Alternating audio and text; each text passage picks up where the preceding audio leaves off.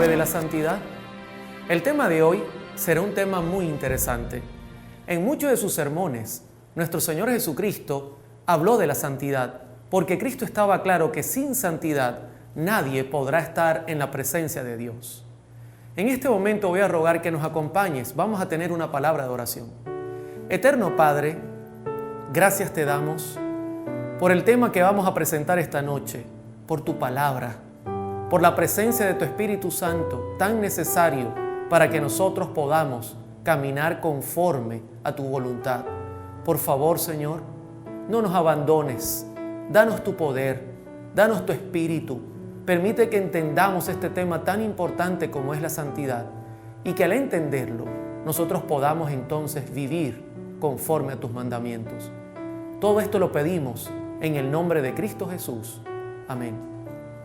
En Hebreos capítulo número 2, verso 14, el apóstol Pablo da una clave para que nosotros entendamos qué tan importante es la santidad para el cristiano.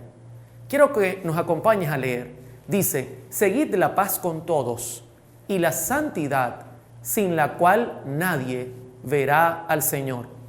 Para Pablo todo estaba claro. Sin santidad es imposible ver a Dios. Pero tú dirás, hermano Oliver, ¿y cuál es el problema? Uno de los grandes problemas que hoy día vive el cristianismo es la ausencia de la santidad en nuestras vidas. Como iglesia estamos pasando momentos bien difíciles y quiero decirles que todas las profecías de Apocalipsis para nuestro tiempo señalan que una de las grandes carencias que tendremos como iglesia será en cuanto a la santidad. El Señor Jesucristo en el Sermón del Monte presentó la misma idea que el apóstol Pablo, por supuesto. De allí Pablo tomó la idea para escribir el pasaje de Hebreos 2. Pero miren cómo dice Cristo aquí en el pasaje que se halla en Mateo capítulo 5, verso 8. Bienaventurados los limpios de corazón, porque ellos verán a Dios. Limpios de corazón. ¿Qué significa tener un corazón limpio para Dios? ¿Cómo podemos tener un corazón limpio? ¿Por qué hoy día uno de los grandes problemas es la falta de santidad en nuestras vidas? Lo primero que tenemos que reconocer es que Dios es santo. Esto es algo importante. Fíjense que en el capítulo 6 de Isaías, el profeta nos dice en el verso 1, en el año que murió el rey Usías, vi yo al Señor sentado sobre un trono alto y sublime, y sus faldas llenaban el templo. Por encima de él habían serafines. Cada uno tenía 6 alas, con 2 cubrían sus rostros, con 2 cubrían sus pies, y con 2 volaban. Y el uno al otro daba voces diciendo, Santo, Santo, Santo, Jehová de los ejércitos, toda la tierra está llena de su gloria. Increíble.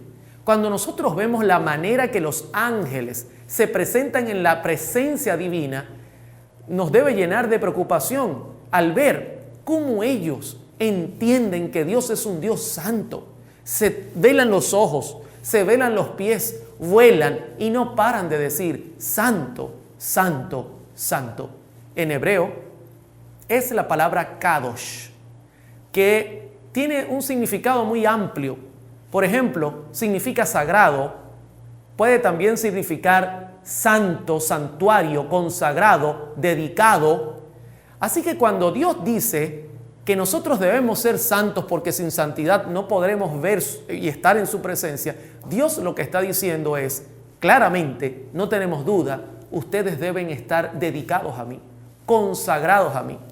No es que el evangelio debe ser parte de sus vidas, no. Debe ser en sí toda su vida. Ahora, en Apocalipsis, capítulo 4, verso 8, Juan dio en visión algo muy similar a lo que vio Isaías. Y quiero que noten la actitud de los ángeles en la presencia de Dios. Dice, y los 4 seres vivientes tenían cada uno 6 alas, y alrededor y por dentro estaban llenos de ojos, y no cesaban día y noche de decir, Santo, Santo, Santo es el Señor Dios Todopoderoso, el que era, el que es y el que ha de venir.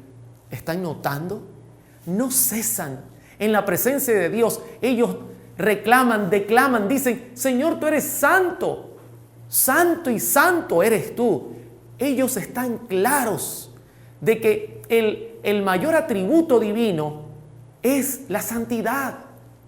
Ahora, quisiera tocar 3 puntos en los que nosotros estamos fallando, cayendo, en los que estamos nosotros errando, y por lo tanto, al errar en estos puntos, lógicamente, al mirar este cuadro, usted va a entender por qué hoy día el tema de la santidad es un tema muy necesario en la iglesia. El primer punto es sin santidad. ¿Qué significa sin santidad? Muy bien, voy a citar a un libro de Elena de White, Conflicto de los Siglos, página 518, y quiero que me sigan para que ustedes noten lo que esta mujer entendía en cuanto a la santidad divina. En las verdades de su palabra, Dios ha dado a los hombres una revelación de sí mismo, y a todos los que las aceptan les sirven de escudo contra los engaños de Satanás. El descuido en que se tuvieron estas verdades fue lo que abrió las puertas a los males que se están propagando ahora tanto en el mundo religioso. Lo primero que dice esta señora es que Dios ha dejado en su palabra un escudo que nos permite entender y mirar lo que representa su carácter. Pero el echar a un lado las verdades de la palabra de Dios y cambiarlas por fábulas o filosofías es lo que ha abierto la puerta para que en lo que es el cristianismo haya tantos errores y haya tanta ceguera en cuanto a la verdad divina y a su santo carácter.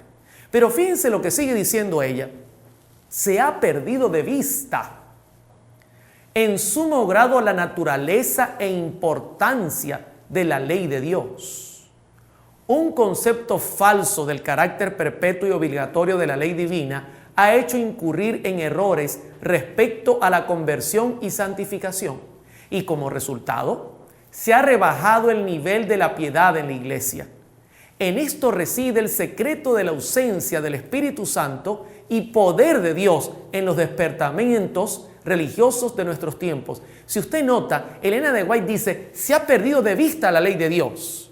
Hoy día prácticamente, vamos a notar en el tema, no se predica sobre esto tan importante. Y esto como resultado ha traído que la piedad en nuestra iglesia, el respeto a las cosas santas, a las cosas divinas, el respeto en cuanto al mal que trae el pecado como consecuencia, se ha perdido de vista. Y entonces, como consecuencia, el pecado entra y perdemos la presencia del Espíritu Santo, y en segundo lugar, perdemos el poder que Dios tiene preparado para todo aquel que le sirve. Oye, es algo bien serio, un tema bien delicado. Y ella aquí toca el punto de que no hay ley. Sin ley, si tú quitas la vista de la ley de Dios, entonces estarás errante.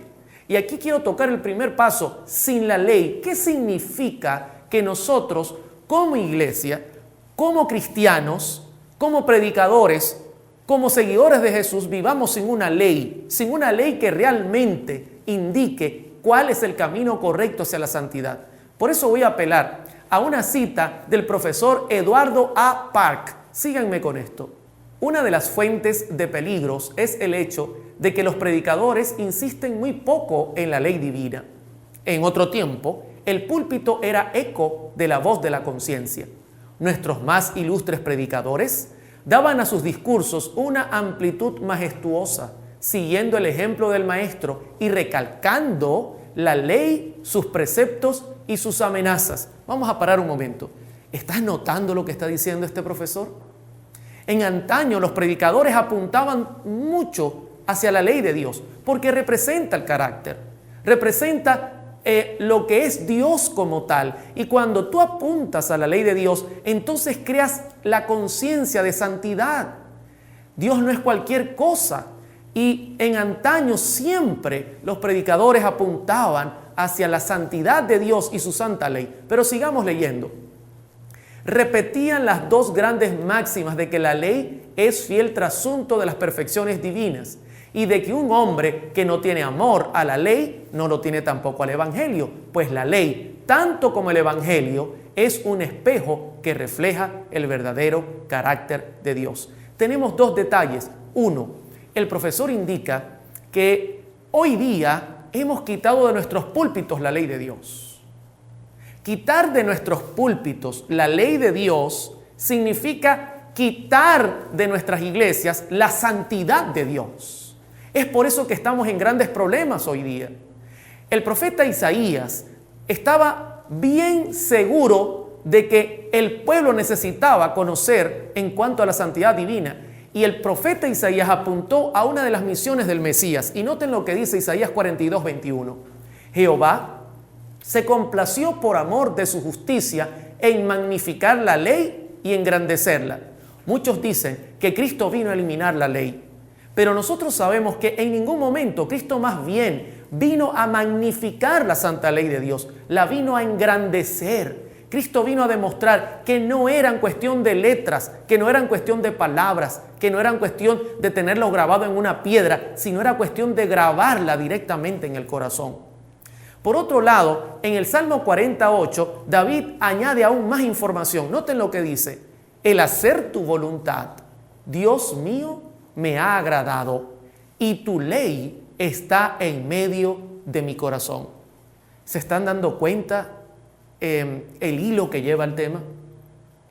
Para Dios, el tener la ley en el corazón, como fue en el caso de Jesús, era lo elemental, era la clave. De hecho, Cristo puede decir: Señor, yo sé que tú me amas, porque yo he hecho tu voluntad, he guardado tus mandamientos. Ahora, el Señor Jesucristo, para que no quedara duda en cuanto a la importancia de la ley y su vigencia por la eternidad, dice en el Salmo, o mejor dicho, dice en Mateo capítulo 5 lo siguiente: no penséis que he venido para abrogar la ley o los profetas. No he venido para abrogar, sino para cumplir. Luego dice en el 18: porque de cierto os digo que hasta que pasen el cielo y la tierra, ni una jota ni una tilde pasará.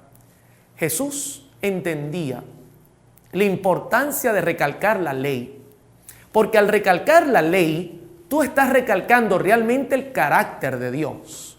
Y él estaba claro que no se puede presentar el Evangelio sin hablar de la santidad divina y de su santa ley. Ahora, Dios y su ley. ¿Saben qué? La ley de Dios representa su carácter. Es un espejo del carácter divino. Para esto voy a citar a algunos profetas que apuntaron a esta enseñanza. Y noten lo que dice, por ejemplo, Isaías capítulo 6, verso 3. Santo, santo, santo, Jehová de los ejércitos. Primera característica de lo que es el carácter divino: Dios es santo. Por eso Dios exige que tengamos santidad en nuestras vidas, porque sin ella no veremos a Dios. Cristo habla de los limpios de corazón, porque si no tenemos un corazón limpio, no veremos el reino de los cielos. Santo es Dios. Pero aparte de santo, en el Salmo capítulo 7, verso 11, dice lo siguiente: Dios es juez justo y Dios está irado contra el impío todos los días. Aparte de santo, la Escritura llama a Dios justo. Dios es justo. Para eso y para una prueba pequeña, miremos la cruz del Calvario, donde se manifestó la justicia divina. Dios es santo, Dios es justo, pero aparte de santo y justo, en Nahum capítulo 1, verso 7 dice: Jehová es bueno, fortaleza en el día de la angustia y conoce a los que en él confían. Santo, justo, bueno. Ahora, son las mismas características que el apóstol Pablo presenta en cuanto a la ley de Dios en Romanos capítulo 7, verso 12. Y noten lo que dice la Escritura: de manera que la ley a la verdad es santa, el mandamiento es santo, justo y bueno. Dios es santo, justo y Dios es bueno, porque la ley es un espejo de su carácter. Ahora, en el libro Fe y Obras, en la página 124, Elena de White nos da una clase majestuosa en cuanto a este punto. Dice: hay muchos que afirman que han sido santificados a Dios y sin embargo Cuando se presenta ante ellos la gran norma de santidad, se excitan grandemente y manifiestan un espíritu que demuestra que nada saben de lo que significa ser santo. No tienen la mente de Cristo, porque quienes están verdaderamente santificados han de reverenciar y obedecer la palabra de Dios tan pronto como es abierta delante de ellos, y expresarán un vehemente deseo de saber qué es la verdad en cada punto de doctrina. Un sentimiento de gran regocijo no es evidencia de santificación. La afirmación yo soy salvo, no prueba que el alma esté salva o santificada. Muchos de nosotros creemos que sentir que un gozo excesivo, brincar, es una prueba de santidad. No, mis hermanos. La obediencia a la santa palabra de Dios es la mayor prueba que el cristiano tiene de que ha sido santificado por ella. Ahora, en Juan 17:17, por eso Jesucristo recalcó lo siguiente: santifícalos en tu verdad. Tu palabra es verdad. ¿Cuánta gente no dice yo soy santo, yo conozco al Señor, pero no estudian la Biblia, no pasan tiempo con Dios, no se relacionan con su palabra, han perdido de vista su carácter y entonces se crean un Dios, ¿cómo podríamos decir? Totalmente distinto a lo que la Biblia presenta, deforme a las enseñanzas de las Sagradas Escrituras. Ahora, si hemos notado, cuando la ley de Dios no está en nuestros púlpitos, en nuestros sermones, caemos en el grave error de perder de vista el carácter divino. Nos desentendemos en cuanto a la santidad de Dios. Hemos visto que la ley es muy importante porque representa el carácter divino. Pero también quiero mostrarle cómo se sintieron algunos profetas en la presencia de Dios, recordando que Dios es santo. Fíjense cómo se sintió, por ejemplo, Daniel cuando estuvo en la presencia de Dios. No derramamos nuestros ruegos ante tu rostro a causa de nuestras justicias, sino a causa de tus grandes compasiones. Hemos pecado, hemos obrado impíamente. Daniel declara: yo estaba hablando y orando y confesando mi pecado y el pecado de mi pueblo. Y cuando más tarde el Hijo de Dios apareció para instruirle, Daniel dice: mi lozanía se demudó en palidez de muerte y no retuve alguna fuerza. Fíjense que es increíble. Daniel que era el amigo de Dios, un hombre santo, puro, muy amado, cuando estuvo en la presencia de Dios, estaba tan cerca de entender el carácter divino que Daniel se sentía impuro. Decía: Señor, yo soy un miserable, soy un pecador. Daniel. Y cuando apareció Dios en su presencia, quedó sin fuerzas. Imagínate, mis hermanos, nosotros hemos perdido esa visión de la santidad de Dios. Pero no solamente Daniel. Quiero, por ejemplo, también hablarle de Job, aquel hombre que Dios dijo: este es un hombre santo, un hombre justo. No hay otro como él en la tierra. Fíjense lo que dice la Escritura. Cuando Job oyó la voz del Señor, de entre el torbellino exclamó: me aborrezco y me arrepiento en el polvo y la ceniza. Job capítulo 42, verso 6. ¿Dónde está el hombre justo? ¿Dónde está el hombre que no había otro igual en la tierra? Cuando estuvo en la presencia de Dios, Job se dio cuenta que no era nada. Se dio cuenta que Dios es muy santo para cualquier ser humano, mis hermanos.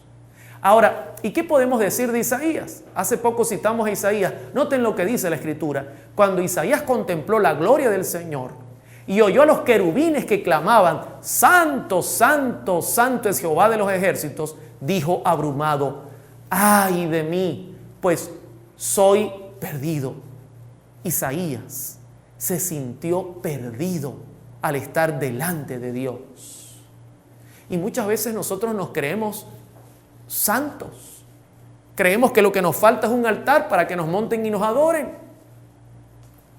Pero hay más. Quiero compartir con ustedes, por ejemplo, qué sintió Pablo cuando se sintió en la presencia divina, valga la redundancia.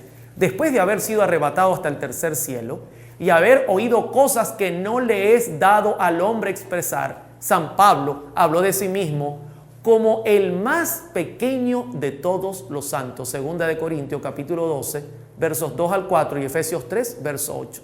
El más pequeño. ¿Qué decir de Juan? ¿Recuerdan al gran amigo de Jesús? El apóstol, el discípulo del amor.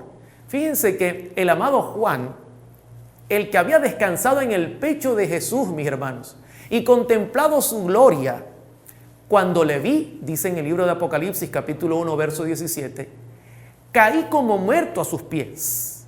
Y él puso su diestra sobre mí diciéndome, no temas, yo soy el primero y el último. Caí como muerto. Estos hombres que fueron un ejemplo para nosotros, no pudieron resistir estar en la presencia divina porque Dios es santo. Ellos estaban muy cerca de la palabra de Dios. En todo momento meditaban en la ley de Dios. Eso les daba un concepto claro de lo que es Dios. El problema nuestro es que hemos olvidado todo ese camino. Y quiero decirle, mucha gente, cuando tú le preguntas, ¿cómo está tu vida espiritual? Yo nunca he estado mejor. Hoy día mira, lo que me faltan son las alitas para salir volando al cielo. O si le preguntas, ¿cómo está la fe? Excelente, soy un siervo del Señor. Saben que la enseñanza bíblica enseña que mientras más cerca de Jesús, más impíos nos sentimos. Para esto voy a citar el Conflicto de los Siglos, página 523 y 524. Dice así, los que viven más cerca de Jesús son también los que mejor ven la fragilidad y culpabilidad de la humanidad. Y su sola esperanza se cifra en los méritos de un Salvador crucificado y resucitado.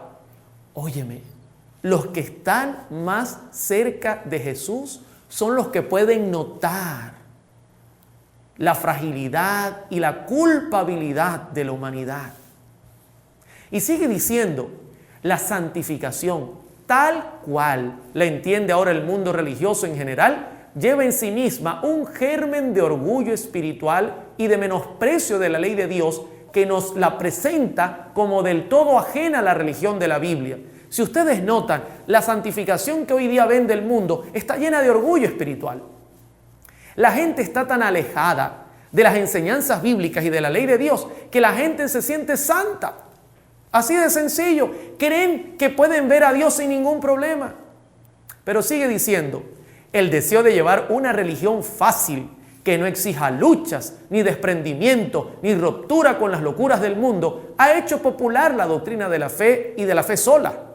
Pero, ¿qué dice la palabra de Dios? El apóstol Santiago dice, hermanos míos, ¿qué aprovechará si alguno dice que tiene fe y no tiene obras?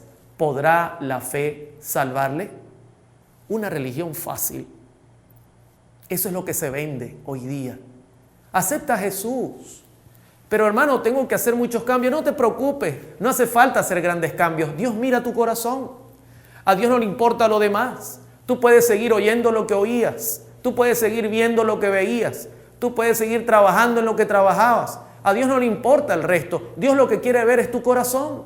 Hermanos, esa religión no es la religión de Cristo. Por eso hoy día tantos artistas, tantos hombres en el mundo famosos se hacen cristianos porque dicen, bueno, si aceptara a Jesús solamente, es decir, yo acepto a Jesús, entro por la puerta y punto, yo lo hago. Pero no hay un cambio en sus vidas porque lo ven muy sencillo.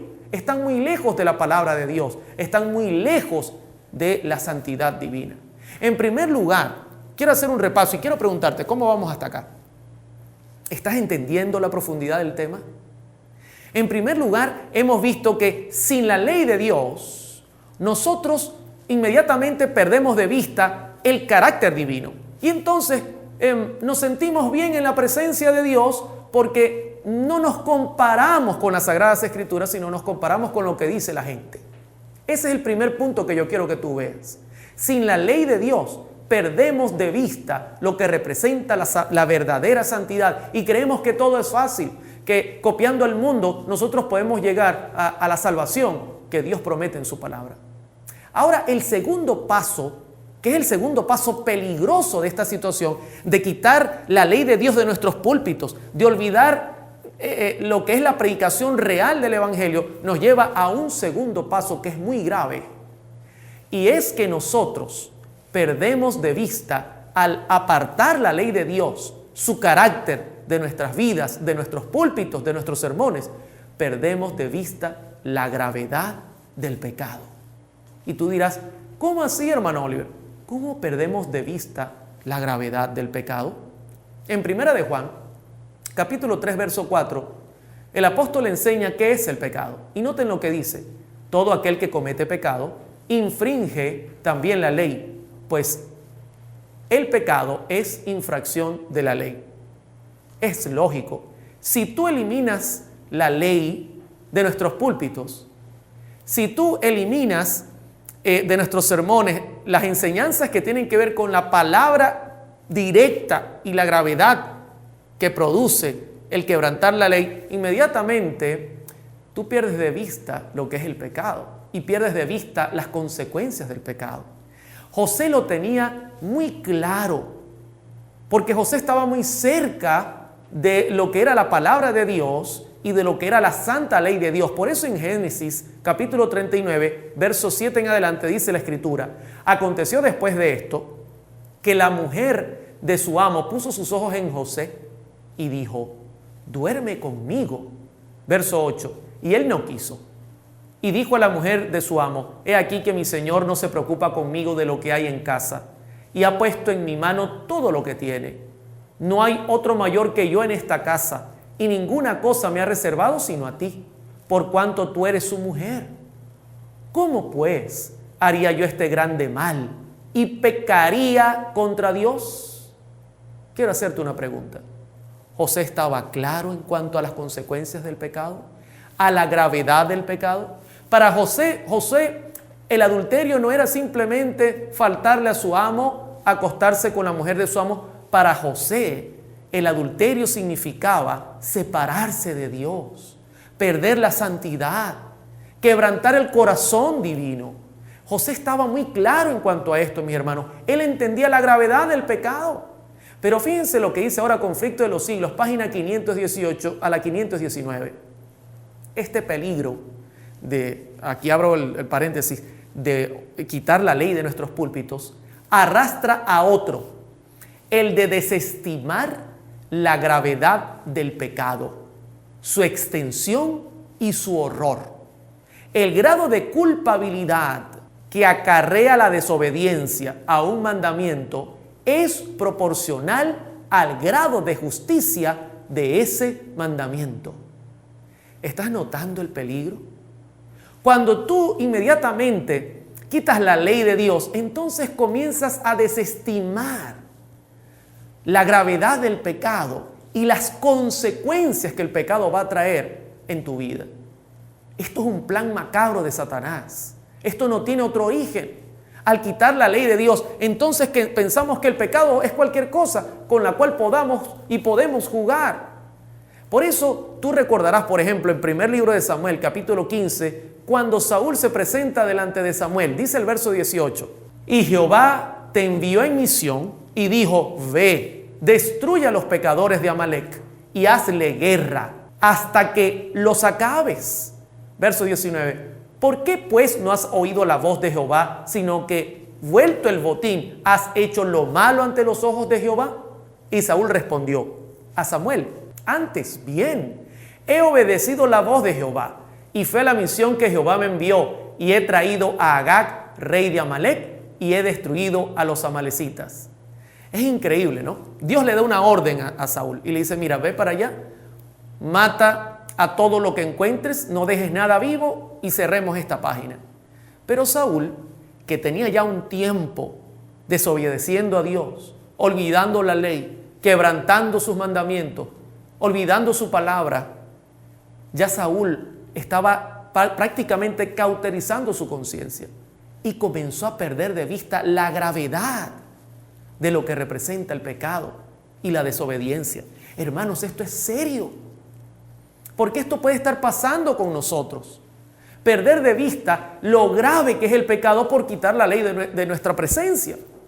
Y sigue diciendo en el verso 22, y Samuel dijo: ¿se complace Jehová tanto en los holocaustos y víctimas como en que se obedezca a las palabras de Jehová? Ciertamente, el obedecer es mejor que los sacrificios y el prestar atención que la grosura de los carneros. Porque como pecado de adivinación es la rebelión y como ídolos e idolatría la obstinación. Por cuanto tú desechaste la palabra de Jehová, Él también te ha desechado para que no seas rey. Las comparaciones son tremendas. Para Dios, nosotros estar en rebelión con Él, no prestar oído a su voz, hacer justamente lo que no nos está ordenando, usar nuestros púlpitos para cosas que no son correctas. Para Dios eso es rebelión y es tan grave que Dios lo compara como el pecado de adivinación. Es que como nosotros fuéramos a un adivino, a un brujo y le dijéramos: mira, dinos qué tan mal están las cosas. Y de hecho usted puede recordar que Saúl, luego de estar en rebelión contra Dios, no dudó ni le tembló el pulso para luego ir a una entrevista con la adivina allá en Endor. Pero no solamente eso, también Samuel compara el perder de vista la gravedad del pecado con, por ejemplo, la obstinación. Oye, Saúl, tú eres obstinado. Te he dicho en muchas oportunidades que a Dios no le gusta tu actitud. Cuando te hablo las cosas claras, tú no las aceptas. Sigues con obstinación tu camino, tus filosofías. Y para Dios, ese pecado es semejante a la idolatría. Oye, hermano, es algo muy duro. Pero es el gran problema que hoy día estamos viviendo. En primer lugar, nos rebelamos, no queremos hablar lo que Dios quiere que hablemos, no queremos hacer lo que Dios quiere que hagamos. Y luego venimos y le decimos al Señor: Señor, yo he cumplido tu palabra. Pero no solamente eso, cuando vemos que Dios nos reprende, entonces nos obstinamos y decimos: oye, Señor, contigo no se puede. Todo el tiempo es una reprensión. Ahora, Elena de White sigue explicando lo que representa todo este acto y este paso grave en el mundo cristiano actual. Y fíjense lo que dice: se me ha presentado un horrible cuadro de la condición del mundo. La inmoralidad cunde por doquiera.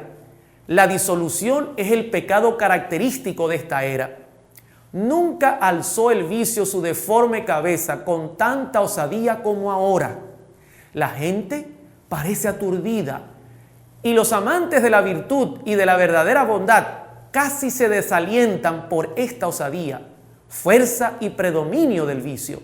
La iniquidad prevaleciente no es el dominio exclusivo del incrédulo y del burlador. Ojalá fuese tal el caso, pero no sucede así. Muchos hombres y mujeres que profesan la religión de Cristo son culpables. Aún los que profesan esperar su aparición no están más preparados para este suceso que Satanás mismo. Oye, qué delicado. Elena de White dice que al mirar la situación del mundo, el ambiente del mundo en los últimos días, sintió horror al mirar no solamente que el mundo secular estaba totalmente corrupto, sino que además la iglesia de Dios, aquellos que esperamos el regreso de Cristo, estamos perdiendo de vista lo que representa ser santos en un mundo en decadencia. Tanto que dice que no estamos preparados, ni siquiera le llegamos cerca, tal cual sus últimas palabras, no están más preparados para este suceso que Satanás mismo. Pero fíjense cómo ahora continúa su declaración. No se están limpiando de toda contaminación. Han servido durante tanto tiempo a su concupiscencia que sus pensamientos son por naturaleza impuros y sus imaginaciones corruptas. Es tan imposible lograr que sus mentes se espacien en cosas puras y santas como lo sería desviar el curso del Niágara y hacer que sus aguas remontasen las cataratas. Cada cristiano tendrá que aprender a refrenar sus pasiones y a guiarse por los buenos principios. A menos que lo haga, es indigno del nombre de cristiano. Joya de los Testimonios, tomo 1, página 253-254. Es difícil para nosotros. Prácticamente ella dice que es tan imposible que nuestras mentes se espasen en las cosas santas, tan imposible como desviar el curso del Niágara. Oye, hermano, tan bajo hemos caído. Y lo triste es que cuando oímos una reprensión tan dura como esta, entonces nos sentimos, nuestro orgullo se hiere y decimos, oye, pero todo el tiempo nos está reprendiendo el Señor, ¿cómo es posible? Tampoco es que estamos tan mal. Oye, es de verdad nuestra situación muy comprometida. Necesitamos un cambio profundo. Pero fíjense, quiero hacer una pregunta. Hasta aquí vamos bien. Primer punto, hemos visto que sin la ley de Dios perdemos de vista el carácter de Dios. Nos olvidamos que Él es santo. En segundo lugar, el segundo paso que damos es que pensamos que entonces el pecado no es tan grave, porque como perdemos de vista la ley que nos muestra el pecado, creemos que el pecado no es tan grave en la presencia de Dios. Pero hay un tercer paso, y de esto quiero hablarles en este momento. Y tiene que ver con el amor sin la justicia. Nosotros creemos que puede haber amor sin justicia. En 2 de Timoteo, capítulo 4, la Escritura dice en el verso 3, porque vendrá tiempo cuando no sufrirán la sana doctrina, sino que teniendo comezón de oír, se amontonarán maestros conforme a sus propias concupiscencias y apartarán de la verdad el oído y se lo volverán a las fábulas. Aquí el apóstol Pablo está amonestando y está advirtiendo que en los últimos días habrán predicadores, maestros, que tratarán de enseñar un evangelio corrompido, un evangelio que no es el evangelio que llama a la santidad. Debemos ser cuidadosos con esto, mis hermanos, porque nosotros estamos en peligro. Al creer que somos la iglesia de Dios, estamos en el blanco del enemigo. En el conflicto de los siglos, página 519, Elena de White agregó, a los peligros ya enumerados, ¿ok? Abro un paréntesis, no hay ley de Dios, pierdo la santidad de Dios de vista. Pierdo entonces la santidad de Dios de vista, entonces pienso que el pecado no es grave. A estos peligros, que ya llevamos dos, se une atención, a los peligros ya enumerados, se une el que se corre al no reconocer plenamente la justicia de Dios. La tendencia del púlpito moderno consiste en hacer separación entre la justicia divina y la misericordia divina, en rebajar la misericordia al nivel de un sentimiento en lugar de elevarla a la altura de un principio. Óyeme, aparte de lo antes anunciado, ahora está el tercer paso. Nos olvidamos que Dios es justo. Creemos que la justicia de Dios es cualquier cosa. Prácticamente rebajamos el nivel y la misericordia de Dios a nivel de un sentimiento. Esto es algo muy serio, mis hermanos. En 1 de Juan, capítulo 4, versículo 8, usted recordará uno de los pasajes más lindos de la Biblia que dice, el que no ama no ha conocido a Dios, porque Dios es amor. A muchos les encanta este pasaje. Dios es amor, Dios es maravilloso. Pero fíjense ahora lo que dice también Hebreos 12, versos 28 y 29 en cuanto a su carácter. Así que, recibiendo nosotros un reino inconmovible, tengamos gratitud y mediante ella sirvamos a Dios, agradándole con temor y reverencia, porque nuestro Dios es fuego consumidor. Dios es amor, pero también es fuego que consume. Es justo.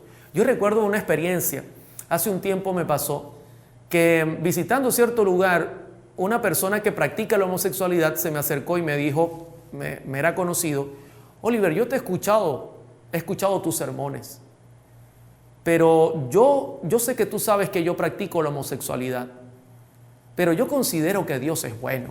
Yo no creo que Dios me vaya a pagar a mí con la muerte y con el sufrimiento, porque Dios es amor. ¿Qué concepto tan erróneo? Dios es amor, pero en la cruz del Calvario Dios demostró que Dios es justo. Y esto es un peligro tremendo, porque pensamos que como Dios es un Dios de misericordia, entonces no nos pagará conforme a nuestras obras. Quitamos la ley de Dios de nuestros púlpitos, de nuestros sermones, rebajamos la gravedad del pecado y luego pensamos que Dios nos va a tratar con misericordia. Oye, hermano, esto es algo muy grave. De hecho, en El deseado de toda la gente, página 82 y 83, Elena de White dice, la palabra del Señor a Israel era, volveré mi mano sobre ti y limpiaré hasta lo más puro de tus escorias.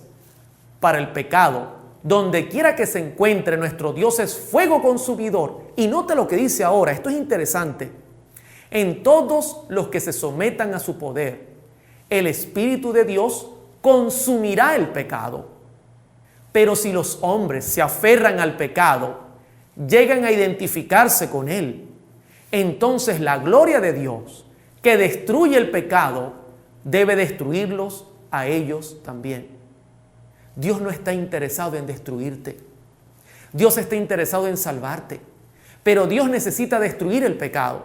Si tú te conectas tanto con el pecado y el pecado está dentro de ti, corre por tus venas, cuando Dios se presente con su gloria para consumir el pecado, lamentablemente te consumirá a ti y lo hará conmigo también si no ando en santidad. Hermanos, esto es serio. Dios está interesado en nuestra salvación. Cristo está por venir. Si en la condición actual que estamos, nosotros nos presentamos en su presencia, seremos consumidos junto con el pecado que nos corre por las venas. Es triste lo que estoy diciendo, pero es algo muy serio, mis hermanos. Es algo que tenemos que tomar en cuenta. No podemos perder de vista el llamado que Dios hace para nuestros días. En 2 Corintios 6, Dios hace un llamado maravilloso y yo quiero que lo medites conmigo. Verso 17, por lo cual, salid de en medio de ellos y apartaos, dice el Señor. Nota la palabra, apartaos. Santifícate. Quiero que seas mío, kadosh, apartado para mí. Y luego sigue diciendo, y no toques lo inmundo, y yo os recibiré. Versículo 18, y seré para vosotros por padre, y vosotros me seréis hijos e hijas, dice el Señor Todopoderoso. Oye, hermano, increíble. Qué maravilloso es Dios. El Señor está dispuesto a ayudarnos, pero debemos volver a las sendas antiguas, volver a traer la ley a nuestros sermones, presentar la santidad y el carácter de Dios nuevamente, presentar la gravedad del pecado y hablar de que Dios viene a juzgar este mundo y que debemos estar preparados.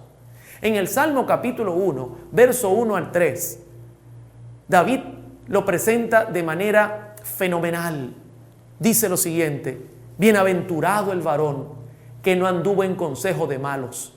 Antes, en la ley de Jehová está su delicia, y en su ley medita de día y de noche.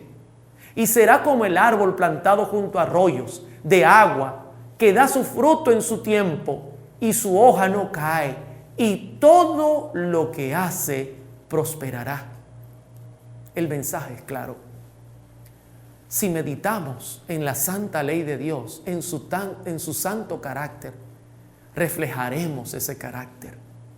Dios está interesado en salvarnos, pero debemos apartar todo orgullo espiritual, toda filosofía mundana.